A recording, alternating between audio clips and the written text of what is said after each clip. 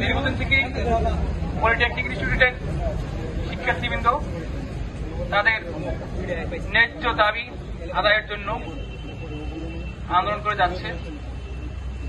তো আমরা এই দাবির সাথে একমত পোষণ করছি।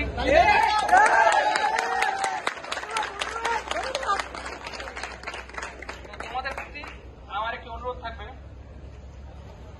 যে আন্দোলন যেভাবে করতে হয় আন্দোলন সেভাবেই হয়।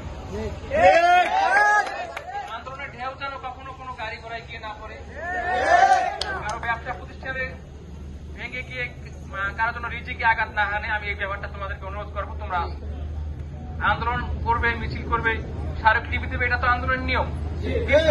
এরপরে যে স্থাপনা ভাঙচুর, দোকানপাটে আগুন, লুটপাট, এই জিনিসটা কিন্তু আমরা কখনোই মানতে পারবো না।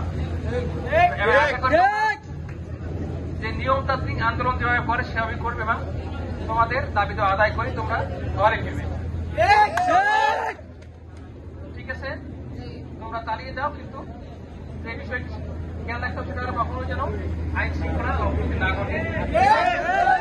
এগুলো আমাদের সম্পদ। কিন্তু আমি আসছি অনেক অন্য জেলা থেকে, তোমরা এই জেলারই বাসিন্দা বেশিরভাগই। সেক্ষেত্রে তোমাদেরকে এই রাস্তাঘাট, ব্যবসা প্রতিষ্ঠান, দোকানপাট, ব্যাংক, বিমা ইত্যাদি ব্যবহার করতে হবে।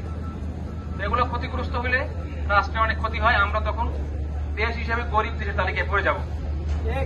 এখন এই যে একটা এত বড় শিক্ষা প্রতিষ্ঠান, আমরা কিন্তু নগদ টাকা দিয়ে করে নিয়ে করছি। সরকারের কিছুটা সক্ষমতা আছে। তোমরা যে পড়াশোনা করতেছো, শিক্ষকের বেতন দিচ্ছে নাকি?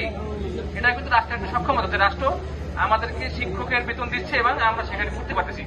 এখন যদি এটাও না থাকে যে এরকম একটা প্রতিষ্ঠান করবে, এই 5 তলা বিল্ডিং করবে, এরকম সক্ষমতা না থাকে, শিক্ষকদের বেতন দিবে, এরকম যদি সক্ষমতা না থাকে, তখন আমরা কই যাব? তোমরা অবশ্যই খেয়াল রাখবে এবং দাবি দেওয়া আন্দোলন করতে গেলে অবশ্যই নিয়মতান্ত্রিক হয় এবং সেটার জন্য কখনোই ব্যবসা প্রতিষ্ঠান বা অন্যান্য কারো রিজিকে আঘাত না হানে। ঠিক আছে, আসসালামু আলাইকুম ওয়া রাহমাতুল্লাহি ওয়া বারাকাতুহু।